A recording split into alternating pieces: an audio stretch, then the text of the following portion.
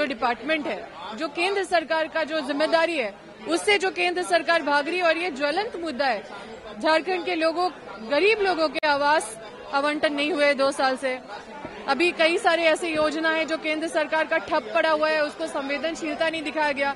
Corona जैसे समय में, कोविड के जैसे समय में इमरजेंसी सिचुएशन जब हो गया तो भी कोई संवेदनशीलता झारखंड के प्रति नहीं अपनाया गया। अभी सुखाड़, ये दूसरी बार हमारी सरकार में सुखाड़ की स्थिति उत्पन्न हुई है। लेकिन ऐसे में भी केंद्र सरकार के पास बार बार पत्राचार करते हुए कि यहाँ पे हमें कुछ सहयोग की जरूरत है।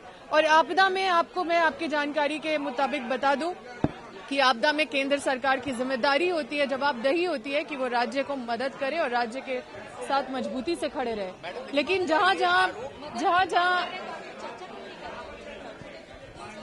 देखिए, इनका ये हम बोले ना, ये लोग मुद्दा विहीन है क्योंकि इनको कुछ करना नहीं। आप इनसे पूछिए ना, 2018 में किसकी सरकार थी? उस समय सुखाड़ था, तो क्यों नहीं आप लोग ऐसा केंद्र सरकार से पैसा लिए, या क्यों नहीं झारखंड के प्रति क्यों ऐसा उदार? दिल से वो पैसा मिलना चाहती है सरकार को, लेकिन जो सरकार भ्रष्टाचार में लिप्त नहीं, मतलब सीधे तौर पर आपको भ्रष्टाचारी कहा जा रहा है, इसलिए पैसे नहीं दिए जा रहे। देखिए, सबसे पहले तो आपको ये समझना होगा कि ये अपनी सरकार में कितने भ्रष्ट थे। लोगों के अंदर कितना खौफ था। कंपनियों को लाने के लिए, पूंजीपतियों को बसाने के लिए गोलियां चलवाते थे और लोगों को पीटते थे, लाठियां बरसाई जाती थी। वो सरकार का वही पहचान था जो पूर्व की सरकार के बारे में अगर 2 लाइन अगर बोलेगा भी तो यही बोलेगा कि उस समय बहुत तानाशाही थी। तो तानाशाही और भ्रष्टाचार इनके समय में थी। हमारी सरकार पूरे पारदर्शिता से काम कर रही है, गरीबों के हित के लिए काम कर रही है, जिसको ये रेवड़ी बोलते हैं। गरीबों को कुछ देना मतलब रेवड़ी देना। अगर आप इंदिरा आवास दे रहे हैं या फिर आप मतलब अगर आप सर्वजन पेंशन दे रहे हैं, सभी को पेंशन दे रहे हैं, ये संवेदनशीलता हमारी सरकार का दिखाता है कि एक एक व्यक्ति कोई भी पेंशन के बिना नहीं रहे। यूनिवर्सल पेंशन का हम उदाहरण के तौर पे बता रहे हैं कि यूनिवर्सल पेंशन लागू करना, अगर सरकार ने एक न्यू इनिशिएटिव पूरे देश भर में हमारी राज्य सरकार ने ये किया है, तो ये संवेदनशीलता को दिखाता है कि आम लोगों को दिक्कत नहीं हो। लोग हर महीना मतलब 5 तारीख को अपना पैसा उनके खाते में चली जाएगी और ये दिन भी तय कर दिया गया है। इस तरह के जन कल्याणकारी योजनाएं बहुत सारे जो सरकार की तरफ से किए गए, ये साफ दिखाते हैं कि सरकार कितनी संवेदनशील है। और ये पारदर्शिता है जो हम लोग सरकार आपकी द्वार बार बार करके और उसको धरातल पे उतारने का कोशिश किए। मतलब वो सारे भी हैं हमारे साथ, इरफान सर से बात करने की कोशिश करेंगे। सरकार का जो गाइडलाइन है, हम छात्रों के साथ हमारी सरकार अच्छा करना चाहती है। अगर छात्र अगर आंदोलन करेंगे, ये अच्छा मैसेज नहीं जाता है। आपकी जो भी मांग है, हम लोग खुले हैं, हमारा विधायक खुले हैं, सारे लोग, हमारे मुख्यमंत्री जी एकदम डायरेक्ट वार्ता कर रहे हैं। आइए अपना सुझाव दीजिए और काम कीजिए। बेवजह आप भाजपा के इशारे पर आप सड़क पर जाम करते हैं, सड़क पर आप आंदोलन करते हैं, और इसके कारण क्या होता है कि पुलिस उग्र होती है, पुलिस लाठी चलाती है, केस होता है। और केस में भाजपा नेताओं का बच्चों को केस नहीं होता है, हमारे बच्चों को केस होता है, हमारे पढ़े लिखे बच्चों पर केस होता है। इसलिए सरकार ने ये स्टेप लिया है। दूसरा, एक मिनट देखिए, ये तस्वीरें जो अब हम दिखा रहे थे कि सभी जो विधानसभा के बाहर में विधायकों द्वारा प्रोटेस्ट किया जा रहा था, धीरे धीरे अब सदन के अंदर जाने लगे हैं और कुछ देर में सदन की कार्रवाई भी शुरू हो जाएगी। उसके बाद अब बहरहाल देखने वाली बात है कि सदन कितने देर चल पाती है, क्योंकि जिस तरह से सदन के बाहर में प्रोटेस्ट किया जा रहा था, 11 बजे का टाइम है, 11 बजे सदन का कार्यवाही शुरुआत हो जाएगी।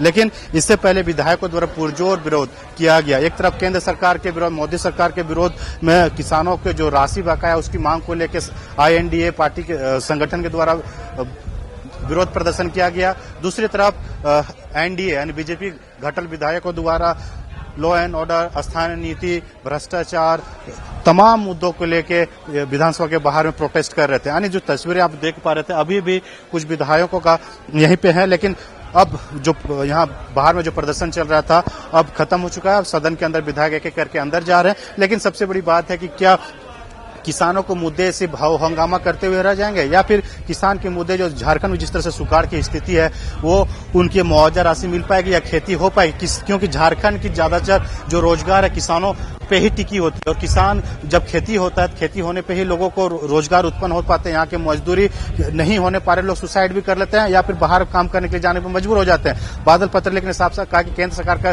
जो टीम आई थी, वो टीम के द्वारा सर्वेक्षण भी किया गया था, हमने हेलीकॉप्टर भी मुहैया कराया था केंद्र सरकार के जो अधिकारियों को, लेकिन यहाँ पे जो मुआवजा राशि जो उन्हें आकलन करके गया था, वो मुआवजा राशि नहीं दिया गया। उनके द्वारा केंद्र सरकार के द्वारा कहा गया कि आपदा विभाग से भी पैसा को आप खर्च कीजिए झारखंड के किसान को हित के लिए। लेकिन अब तमाम दल विरोध अपने राजनीति कर रहे हैं, अपनी रोटियां सेकने की कोशिश कर रहे हैं, लेकिन कहीं ना कहीं आम जनता, आप झारखंड की जनता इसमें पिसती हुई दिख रही है। किसान जो माथे में हाथ रख के रो रहे हैं, खेती नहीं कर पा रहे, रोपाई नहीं हो पाई, तमाम मुद्दे को लेके झारखंड सरकार कहीं ना अभी तक उनका कहना है कि 15 अगस्त तक हम आकलन करेंगे, 15 अगस्त के बाद ही वेट ऑन वॉच की स्थिति है। 15 अगस्त के बाद हमारी सरकार आकलन की जाएगी, सभी जिलों में आकलन डीसी के द्वारा जो रिपोर्ट मंगाया जाएगा, उसके बाद हिसाब से हम किसानों को जो मुआवजा राशि देंगे। लेकिन कितना मुआवजा राशि मिल सकता है? उस मुआवजा राशि से क्या किसान अपने जिंदगी, अपने घर परिवार को चला सकते हैं? उन परिवारों से कई लोग जुड़े रहते हैं किसान के, चाहे खेती करते ही उनके बच्चों को पढ़ाना लिखाना, घर चलाना, अपनी तमाम जो मूलभूत सुविधा उनको पूरा किया जाता है। लेकिन नहीं होने पाने के कारण लोग मजबूरी में सुसाइड कर लेते हैं। कई किसान सुसाइड भी कर लेते हैं, या तो देश के बाहर या देश के अंदर कई दूसरे राज्यों में जाके काम करने पर मजबूर हो जाते। प्रिया धनंजय, लेकिन अभी भी सवाल यहाँ टिका हुआ है 3 विधेयक का जो पारित कराने वाली बात जो है कही जा रही थी सदन में, लेकिन जिस तरह से हंगामा हो रहा है, लग नहीं रहा है कि इस बार भी सदन की कार्रवाई सही ढंग से चल पाएगी। और जो 3 विधेयक पारित कराने की आस जो है लोग टकटकी लगाए बैठे हुए हैं, वो फिर से लगता है कि पारित हो भी पाएगा। देखिए, सत्ता पक्ष के पास बहुमत है, बहुमत होने के कारण तीनों विधेयक तो पास हो जाएगा। चाहे ओबीसी आरक्षण की बात करें या फिर मॉब लिंचिंग की बात करें, नीति आयोग की बात करें, तमाम तीनों जो विधेयक है वो विधेयक पास होने में कोई कठिनाई नहीं होगी। लेकिन चर्चा नहीं हो पाएगी। विधेयक पास कराना कोई बड़ी बात नहीं, सत्ता पक्ष के पास बहुमत है, पास करके राज्यपाल के पास भेज देगा, उसमें कानून बनाना राज्यपाल के हाथों में होता है। लेकिन सबसे बड़ी बात है कि सदन के अंदर चर्चा नहीं हो पा रही है। क्वेश्चन जो प्रश्न काल होता है, उस प्रश्न काल में ज्यादा विधायकों को प्रश्न नहीं लिया जा पा रहे हैं, तो तमाम चीजों को लेकर चर्चा नहीं हो पाना, कहीं न कहीं राज्य की जनता थके हुए महसूस कर रही है। अब आज भी देखने वाली बात होगी कि क्या चर्चा हो पाती या नहीं। तमाम चीजों को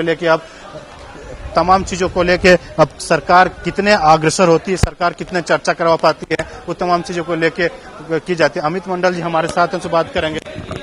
काला कानून है और इसका हम लोग पुरजोर विरोध करेंगे। कल मैंने स्पष्ट किया ही कि क्या उस बिल में था, और निश्चित तौर पर यह बिल युवाओं के हित में नहीं है, तो हम लोग इसका पूरा तरीके से विरोध करेंगे।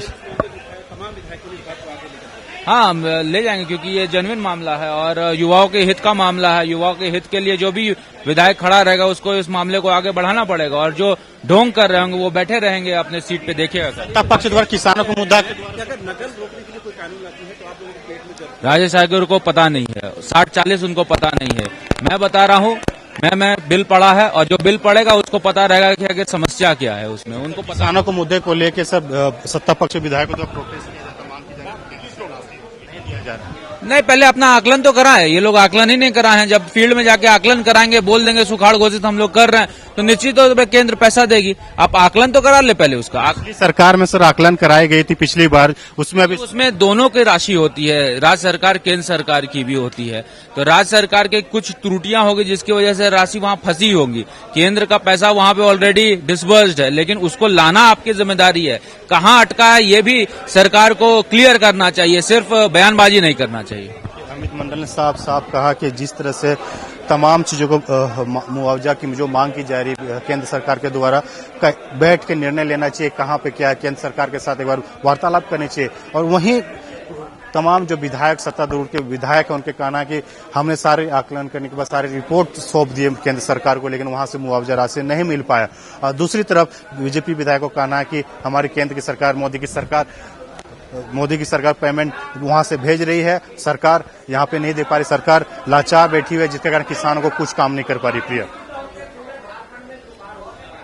आप जो है सदन में सत्ता पक्ष वाले भी जो है वो दे रहे हैं और विपक्ष वाले कई सवाल भी कर रहे हैं, लेकिन कहा जा सकता है कि इस हंगामे की वजह से प्रश्नकाल नहीं चल पा रहा है।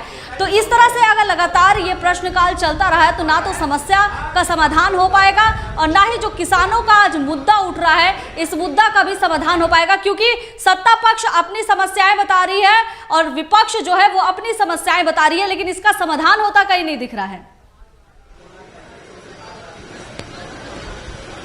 देखिए, तमाम चीजों को लेके बातें तो की जा रही, प्रश्नकाल तो किया जा रहा है, लेकिन प्रश्नकाल में कितने सवालों को उत्तर दिए जा रहे हैं वो देखने वाली बात है। क्योंकि प्रश्नकाल जब होता है जनता के मुद्दे को लेकर, मैंने बताया कि जनता के मुद्दे उठाए जाते हैं और सरकार से क्वेश्चन किया जाता है कि उनके आंसर दे और क्या कार्रवाई की जा रही है, क्या तमाम चीजों को लेकर। देखिए, आए हैं पांकी विधायक आए हैं, वो भी अब लेट्स आए हैं, वो प्रोटेस्ट कर रहे हैं। सर, आप विधानसभा पहुंचे हैं, अभी भी अपनी मांगों को लेकर प्रोटेस्ट कर रहे हैं। देखिए, केंद्र सरकार की जल नल योजना हर घर में प्रधानमंत्री जी की इच्छा है कि शुद्ध जल नल से पहुंचे और इसके लिए 2024 तक घर घर में जल नल से पहुंचाना है पानी। लेकिन ये राज्य सरकार और विशेषकर ये कहिए कि विभागीय मंत्री मिथिलेश ठाकुर जी इसको कहिए कि ये पॉकेट का सो ये जल नल योजना को पॉकेट का संस्था बना दिया है और इन्होंने एक चमड़े का सिक्का इन्होंने निकाल दिया।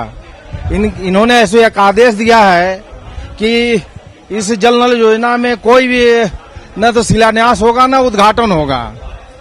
तो जो कि सरकार का यह है कि स्थानीय विधायक सांसद इसका शिलान्यास करते हैं और उनको मालूम होता है कि कहाँ कहाँ कौन कौन ऐसो योजना चल रहा है, किस ऐसो पंचायत में चल रहा है, किस गांव में चल रहा है। और यही कारण है कि इसको 15वीं वित्त के तहत काम करने के किया जाता है। उस तरह के इसको पॉकेट का संस्था बना करके पॉकेट का इसकी योजना बना दिया गया और जहां पर दो फीट नीचे जा करके पाइप बिछाना चाहिए था, 6 इंच नीचे बिछा करके ऐसे लोग ऐसो मनमानी करके ऐसे लूट मचाए हुए हैं। अब इसका कारण है कि ये योजना जल नल योजना आज ऐसो फेल होने जा रहा है और ये इसको धरती पर ऐसो उतरने नहीं जा रहा है। लोगों में काफी गुस्सा है, काफी ऐसो कहिए कि आक्रोश है। इसलिए हम मांग करते हैं कि इस योजना में जो लूट हो रहा है, मनमानी हो रहा है ठेकेदारों के द्वारा, जिसका संरक्षण माननीय ये कहिए कि विभागीय मंत्री मिथिलेश ठाकुर जी हैं और जब भी कोई बात करना चाहता है तो लोग बोलते हैं कि उनके भाई विनय ठाकुर से बात कर लीजिए। अब विनय ठाकुर कौन है इसको पता नहीं है और ये कहिए कि जितना ठेकेदारी था अधिकतर है जो पांकी विधानसभा का ठेकेदारी सब जो के बिहारी ठेकेदारों को हाथों बेच दिया गया। तो ये मनमानी नहीं चलेगा। अब ये कहिए कि ये झारखंड है और झारखंड में अलग इसलिए नहीं होता है कि बिहारियों का ऐसा लूट मचा रहे हैं। अब इसके लिए ऐसा जो लूट मचा हुआ है, इसलिए हम सीबीआई से जांच कराने की मांग आज करते हैं और हम सदन में भी इसके खिलाफ में आवाज उठाएंगे कि मंत्री जी इसका जवाब दें कि आखिर ये विनय ठाकुर है कौन और विनय ठाकुर से क्यों बात करना चाहते हैं। तमाम चीज मुद्दे को लेकर देखिए, पांकी विधायक थे बीजेपी के, उनका कहना है कि जो नल जल योजना है उसमें काफी घपला हुई है। उस घपला को लेकर संसद में सीबीआई से जांच करने की मांग का मुद्दा उठाएंगे और जो घपला हुआ है वो क्यों हुआ है, तमाम चीजें मुद्दा लेके अपने विधानसभा क्षेत्र का मुद्दा लेके आए थे, वो मांग भी कर रहे हैं सरकार से। अब देखने वाली बात हुई कि मिथिलेश ठाकुर की तरफ से क्या जवाब इसमें आता है, जो पेयजल आपूर्ति मंत्री है झारखंड सरकार में, उनके द्वारा क्या जवाब आता है। लेकिन जो आज विधानसभा का चौथा दिन है मानसून सत्र की जो है 11 बजे की शुरुआत है, 11 बजे का सदन स्टार्ट भी हो जाएगा कुछ देर में। और लेकिन जो कुछ सेकंड में अब 11 बजने वाले हैं, कुछ सेकंड में सदन की कार्रवाई शुरुआत हो जाएगी। लेकिन देखने वाली बात होगी कि सदन में क्या कार्रवाई आज भी हो पाती है या फिर विपक्ष का जो वेल में जाके बार बार हंगामा करना, वो हंगामे के कारण सदन स्थगित हो जाता है या फिर प्रश्नकाल हो पाएगा। देखिए, कल भी प्रश्नकाल हुए थे, कुछ विधायकों ने अपने अपने मुद्दा उठाए थे और उस मंत्रियों के द्वारा मुद्दा का आंसर दिया गया था प्रिय। लेकिन सबसे बड़ी बात है मुख्यमंत्री द्वारा जो लॉ एंड ऑर्डर पे जो मांग कर रही है बीजेपी द्वारा कि नीति आयोग पे जो लॉ बनाने की बात की जा रही है, जो शिक्षा में 26,000 शिक्षक जो नियुक्ति निकाली गई, 26,001 जो नियुक्ति निकाली गई है, वो नियुक्ति प्रक्रिया 60-40 के तहत ही की जाएगी। जो विपक्ष बीजेपी के द्वारा मांग की जा रही है, इस नीति के द्वारा नहीं करनी चाहिए। तो इन मुद्दे पे मुख्यमंत्री से मांग की जा रही है कि सदन में बोले लॉ एंड ऑर्डर को कैसे सुधारा जाए, लॉ ऑर्डर इतना जो बिगड़ा है झारखंड में क्यों बिगड़ा हुआ है। तो इन तमाम मुद्दों के लेके बीजेपी हमेशा बात कर रही है, मुख्यमंत्री अपने अपने सदन में बोले, लेकिन मुख्यमंत्री द्वारा अभी तक कुछ जवाब नहीं दिया गया, जिसके कारण सदन नहीं चल पा रहा। सदन रुकावट के कारण मेन मुद्दा यही हो पा रहा है कि मुख्यमंत्री जवाब नहीं दे रहे। मुख्यमंत्री द्वारा जो मंत्रियों को डिप्यूट किया गया था, उस मंत्रियों के द्वारा जवाब दिया जा रहा है, जो क्वेश्चन पूछा जा रहा है, लेकिन मुख्यमंत्री सदन में जवाब नहीं दे रहे हैं, जिसके कारण बीजेपी विधायकों का कहना है कि हम प्रोटेस्ट करते रहेंगे, मांग करते रहेंगे जब तक न्याय नहीं मिल जाएगा, भ्रष्टाचारियों को गिरफ्तार नहीं किया जाएगा, जो खनिज लूटा जा रहा है, जो दिन दहाड़े गुंडागर्दी की जा रही है, नीति आयोग हो या रोजगार जो बोला गया था कि रोजगार देंगे, 5 लाख रोजगार दे देंगे 6 महीने के अंदर में, तमाम मुद्दे को लेके बीजेपी हमलावर है। अब बहरहाल अब देखने वाली बात कि आज सदन चल पाती है नहीं, ये थोड़ी देर में हमें पता चल जाएगा।